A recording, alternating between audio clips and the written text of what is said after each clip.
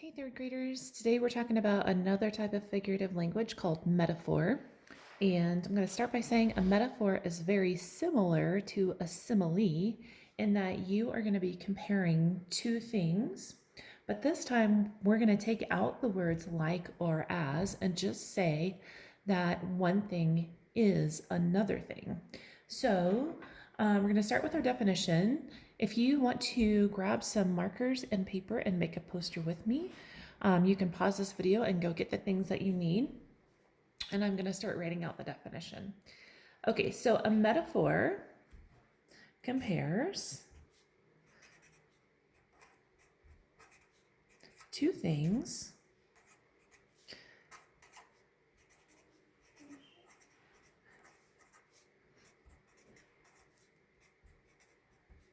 by saying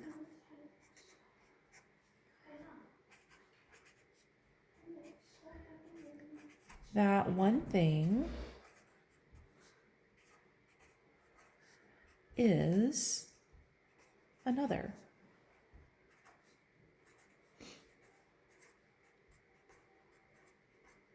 Okay, let me just read that again. A metaphor compares two things by saying that one thing is another. So, for example, last week we made some comparisons using similes like my hands are as cold as ice.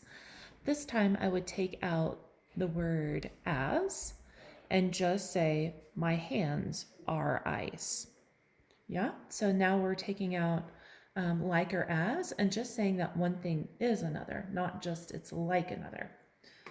All right, so just like we've been doing, we're going to create a T-chart and some examples and sketches. So here we go.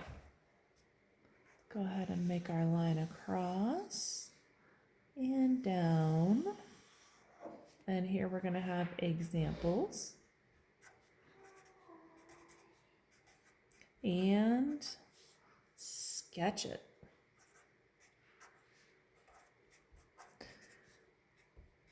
All right, so my first example I'm going to say is about broccoli. So maybe you've heard, maybe an adult has told you before that broccoli is like little dinosaur trees. Maybe they were trying to get you to eat some broccoli. And to do that, they tried to make it more interesting by saying, ooh, this broccoli looks like little trees. So I'm going to say each piece of broccoli is a little tree on my plate. Okay. All right, before I do my sketch, I am going to find the two things that I'm comparing, and I'm going to put a box around the word is, just to help me remember that a metaphor uses this word is. Okay, so each piece of broccoli I'm comparing to a tree on my plate. All right, now for my sketch. I am going to draw a plate of food.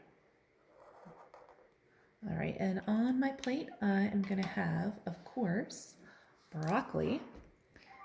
And they're going to look like little trees. These broccolis are. Here's a broccoli. Here's one. Here's another. And I'm going to put some mashed potatoes on my plate. There we go. With a big pat of butter, because butter and mashed potatoes is delicious. And I'm going to draw a chicken drumstick.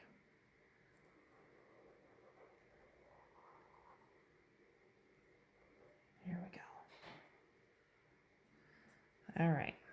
So now we have broccoli trees on a plate. Okay.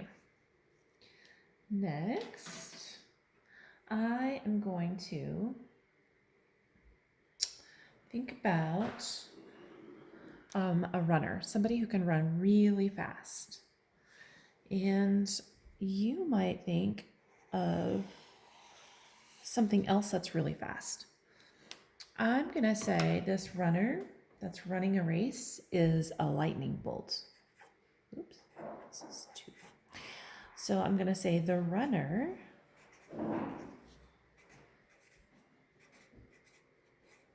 was a lightning bolt.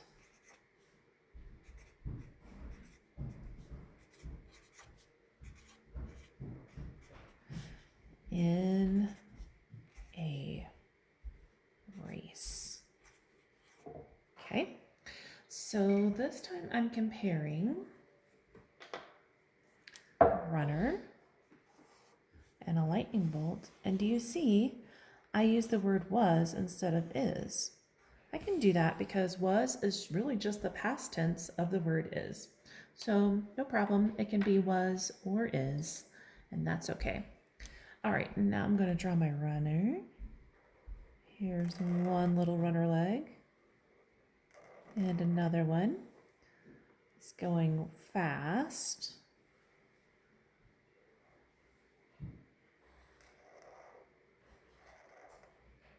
Okay, and I'm going to give him some shoes, or her some shoes. There we go, some little sneakers. And this one, I'm going to angle down just a little bit to show running. And I'm going to make some of those action lines to show movement and a lightning bolt. So this runner is super fast. Now, if you're doing this with me and you want to maybe make a different comparison, you could think of something else that's really fast, like a bullet maybe, or a cheetah. The runner was a cheetah in the race.